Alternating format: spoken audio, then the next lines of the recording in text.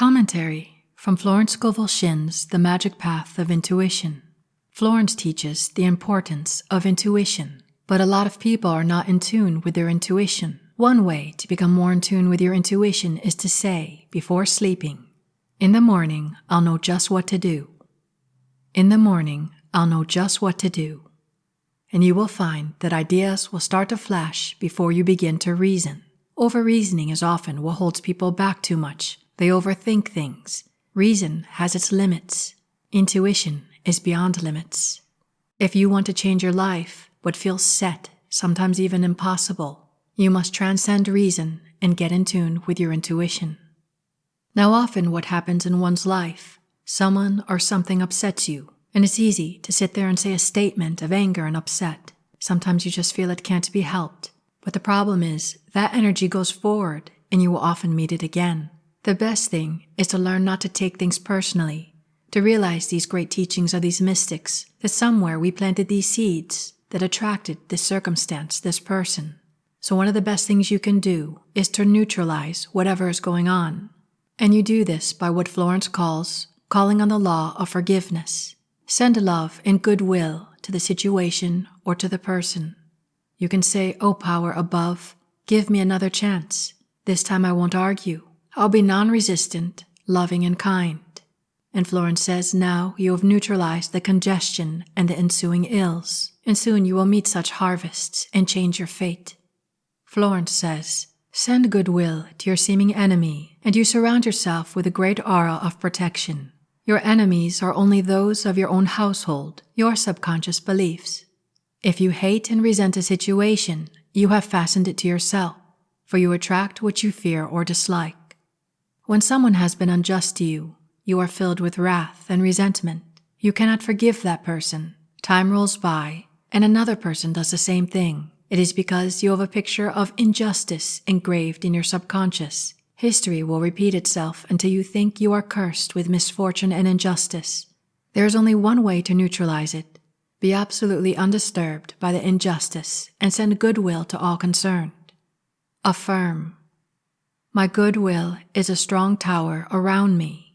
I now change all enemies into friends, all inharmony into harmony, all injustice into justice. Can you think of the last person or situation that recently upset you? Maybe that not only made you feel such upset, but you actually voiced it, complained about it. And now you can bless that situation and or person, so you can let the energy go and not keep recycling in your life.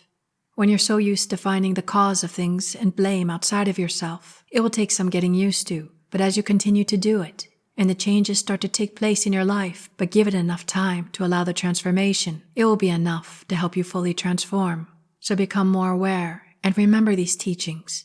Whatever you meet in life, whatever situation or person, that somewhere the harvest can be traced to a seed that was somehow planted within your consciousness. Now often in life, we get caught in the state of lack. We think there's not enough to go around, not everybody can win, but it's because we are not looking at an unlimited bank and the power of our imagination. Florence gives an affirmation to help you get in tune with that. And that affirmation is, God is my supply, and big and happy financial surprises now come to me. God being you, in tune with your imagination. As a human, you become in tune with the rational mind and its limitations, but the human is the projection of the God consciousness. Now Florence teaches the power of gratitude. For instance, when you fear losing something, then you are setting yourself up to lose it. The best way to counteract that, whatever it is you're afraid of losing, give thanks that you have it. Florence has also sculpted an affirmation of gratitude. And that affirmation is, I give thanks that the universe is my supply, and I am now linked with endless streams of steady, ready money and grace in perfect ways. Many people are in the habit of complaining and don't even realize it, so you must build the habit until it becomes your way of life, of giving thanks. So anything that happens in your day that makes you happy, give thanks, because what you put your attention on will grow, and God cannot be mocked. You may think you're doing what you need to do, but if you're sloppy about it, lazy, then you won't realize when you're fallen back into the habit of complaining and you're not counteracting it with developing the good habit of gratitude, you're the operant power. So you must start even with small things, and you kindle a small fire of gratitude until it becomes a grand fire with all the grand things of life abundantly, gracefully flowing in your life. So many times we hear words and we mean to put them in practice, but after a short time, we forget them. But these truths will continue to make their way back to us. But why not this time let it fall on fertile soils? For instance, maybe you could take different stickers that say thank you and post them in different places that you'll see. And when you see them, think of something, what am I most thankful for in this moment? And this will grow, and it will become your way of life, and gratitude will become your doing. Whatever it is you want, be careful not to become impatient. Because if you become impatient, then your desires sometimes can be violently manifested or long time delayed. In order to ensure that you get what you want under grace, you can make this statement to catch the mood of grace. I give thanks that whatever it is you want comes from the universe under grace in a perfect way. When you say this and you feel the meaning behind these words, what it is you want will come through the right channels. So say it as often as you feel the need to, and allow a confidence to grow in you that will allow you to surrender and let your greater good flow to you in a wondrous way. Now Florence teaches us the power of our words, that it is like a magic wand, but she also has talked about the power of the inner eye and vision, that when you can see something so clearly, just like when you daydream and you lose the outside world and the inner world becomes more real, when you can do this persistently and other thoughts do not challenge it, this will also manifest. But Florence says, do not force such visions. Learn to tune in to the divine picture from the depth of your beingness, and often these visions will come like sudden flashes of inspiration. Florence teaches you to look at your environment, everything around you, the people, the situations, all you see and experience. You manifested. You're already manifesting. You just have to remain clear how manifesting works, and to acknowledge your own power, and learn to redirect it yourself, intentionally, and to stay there until you get a hang of it, become master of your fate. What do you see in your environment? What is it reflecting to you? What do you choose to surround yourself with and to become absorbed in? What kind of songs? What kind of movies? What kind of conversations? Keep happy surroundings and all in order around you. And another powerful reminder, nothing is too good to be true. Nothing is too wonderful to happen or too good to last. How would it feel if you could have anything you want and that it could stay in your life? That feeling. Remember it, revisit it, nurture it. And as you do, it will reward you. The challenge is to not forget these little exercises and to continue even if you saw the opposite, even if it was for an extended time. But when it comes to what you invest your words, your vision in, find out what is it that you truly want, because you will be willing to nurture that vision until it is yours, whether this wake dream or the next. But let us do it this wake dream. Now Florence has a beautiful exercise. The mystic Eckhart Tolle also had something similar, and this would be a wonderful exercise to do at any time you have free time, or especially into sleep and or upon awakening. Florence says, we live in a great sea of magnetic force called mind stuff, which continually takes the form of man's desires. The body can be remolded by treatment, which is clear vision and an affirmation. I once told a patient to see herself bathed in the dazzling white light of the Spirit, which dissolves everything not divinely planned. See yourself bathed in the dazzling light of lights daily, and age will not register in the cells of your body. Don't be dejected and sad, for the joy of the Lord is your strength. Joy brings new strength, vigor, and vitality. Worry and fear tear down the cells of the body. And until we understand these mystical laws and are able to master them in our own life, we might meet with various things that sometimes might make us have fear or worry. That is why it is important to do these little exercises each day, because they're so powerful, and they'll help us bridge that gap and cross over, to know who we are, and to live the lives we want to be living, to bring our heaven on earth, to know our eternity, our immortality. Now as we go about our day, sometimes it will happen. A negative thought will come. We might feel a negative feeling when we observe something, whether it be on the news or gossip. So becoming more aware and observing your feelings. Florence teaches you must answer each negative thought with a word of authority, because if you entertain them, give them attention, the army of the aliens will encamp in your consciousness. So whatever it is you find is negative, what would be better to have instead? And then to speak the words as though you already have this. Or if you have resistance, that at least whatever it is, it's on its way. Or you can simply say a good affirmation such as I am one with the all-powerful Spirit, I am one with my good, for Spirit is my good in immediate action. Your blessing is already there, waiting for you to believe it is possible to accomplish. Worry and fear will push it away from you, so catch the feeling you already have what you want. Simply ask yourself, how would it feel to already have what I want? Hear someone congratulating you, as taught by the late mystic Neville Goddard. All these teachings can work harmoniously together. Florence has an interesting way of looking upon God, the imaginator, the universal power, whatever you wish to call it. She said to look at it as the great magician. Just like when you see a magic show, they can draw what seems to be something out of nothing. Florence tells of a man who was in the real estate business, and he was asked to locate a 7-story building in a certain district for a client, and it seemed impossible to find what he wanted, and he soon became discouraged. Then he thought of the great magician's hat. He closed his eyes and said, I now draw from the great magician's hat the right 7-story building in the right location. Very soon after that, he walked into the building that was suitable in every way. And you can pause this and answer, what do you want to pull out of the great magician's hat? And may you find it very soon as well, or at least efficiently in your life. There's nothing stopping you from this moment. So right now, I can feel even you pulling out of the great magician's hat the right things that you want. And so it is. Now Florence has another exercise called the spiritual field glasses, which brings faraway blessings very near, to help you feel that your supply is with you, that it is prepared long beforehand, that you wouldn't have the desire if it already wasn't there. Make the following statement. Reveal to me the great magician's storehouse.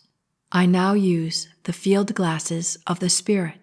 With these field glasses, you see avalanches of checks, bills, and currency. You see health, happiness, success, and so forth. Do not visualize. Let the divine ideas flash into your conscious mind. You are now linking with your invisible supply, which manifests on the external through the consciousness of having received. Worry, doubt, and fear blur your spiritual field glasses, and they must be continually cleaned with fresh inspiration and faith. So you can pause this now and put on your field glasses of the Spirit and let it show you all your blessings are already here. And remember, let them divinely flash upon your conscious mind and know that you are now linked, and these things will flow in your life. And to counteract any worry, doubt, or fear, repeat this exercise at such times, or until you get out of the habit of worry, fear, and doubt. Make it a daily practice. Always there are some moments in time where you're just waiting. Invest wisely in yourself and in your life, and make magic happen. Make it your everyday way of life, your home. And now here's another example that Florence gave, especially when it comes to self-pity. Florence calls this one of the deadly sins.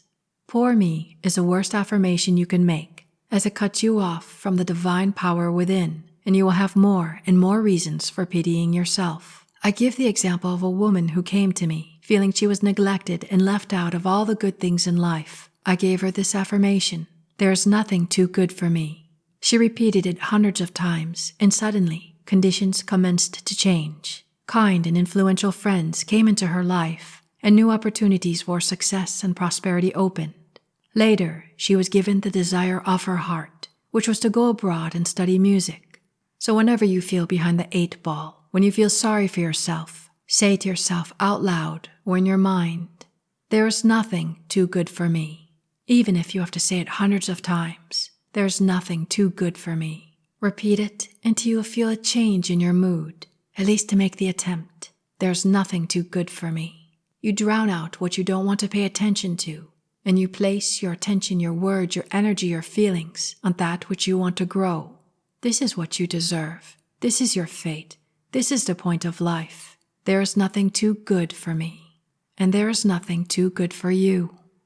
Most people have crystallized the wrong things in life because they served fear instead of faith. And once you feel stuck and surrounded by the things you don't want, it can really take a stretch of the imagination to believe that you can be free of all unhappy situations. How many of you can believe that you can be free of all unhappy situations?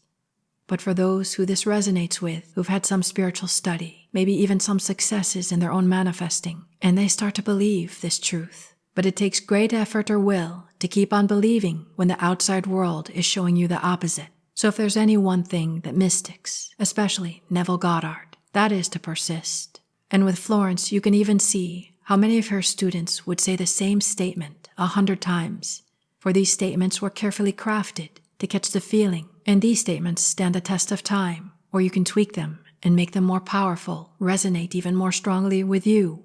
Or if you find yourself to be more one of vision, whatever way works for you, and don't be afraid to experiment. And if there are ever times where you feel overwhelmed, just shut up and let God do it. You may be tired, but the big spirit in you keeps doing. Just say, I may be tired, but the big spirit in me keeps doing. And that's really the truth. How do you think you got this far, that you're here listening to this? The big spirit in you keeps you going. So remember this and listen very closely. Be glad to be who you are, and know that the ground you walk on is holy ground, and you are here to simply to expand into the divine plan of your life. And as you do this, every righteous desire of your heart will be fulfilled. You are the lead in your divine plan, and the divine plan unfolds through your intuition. Florence says, desire is a tremendous power and must be rightly directed. And as Florence says, but too many times, people desire the wrong things and conditions. When you find yourself frustrated and lost, to help you let go and let God, let the depths of your being guide you, the universe, whatever you want to call it. Say this to give the supreme intelligence right of way. I desire only that which God desires through me. Let this be your mantra. For some people, once is enough. For others, saying it as a mantra 100 times, maybe even daily, until you have your breakthrough, where the wrong desires will fade out, and the right aspirations will make themselves clear and known. Florence adds, as you look back, you will say, thank heaven I didn't get the things I desired so much when I was 18, or I wish I hadn't gotten the things I wanted at 22. So you can foolproof your wishes by saying, I desire the divine ideas only to come to pass under grace and in perfect ways. I know in my life, I dated various men, and at the time I had to have them. But looking back at all the men I dated over the past several decades, I'm glad I didn't marry any of them. Nothing personal to them, but right now I realize all the reasons why it didn't work out. And so it is with many desires. The rational mind thinks it wants something, and it can get tunnel vision. But something inside knows that's not the right thing, and delay happens. Or sometimes we get what we want, but it's not what we truly want. So instead of wasting time, take some of these beautifully crafted affirmations by Florence, tweaking them as you like, keeping them in a little notebook, digitally or a paper notebook, and read a few each day to start your day, or if you prefer, to end your day, or both, or whenever you prefer. It is good to feed yourself such divine nutrition and give it the time to be assimilated and to harvest wondrous gifts in your life. In closing, Florence says, I say in the game of life and how to play it, that health, wealth, love, and perfect self-expression are the square of life. Seek ye first the fourth dimension, and the perfect plan of your life will come to pass. You will fill the place that you can fill and no one else can fill. Righteous desires of the heart, no matter how extravagant or seemingly unattainable, will be added unto you. And that concludes my commentary on Florence Scovel Shinn's The Magic Path of Intuition. I have also read the entire book, and it is available for download in my Patreon. The links will be in the info section beneath this video. Thank you.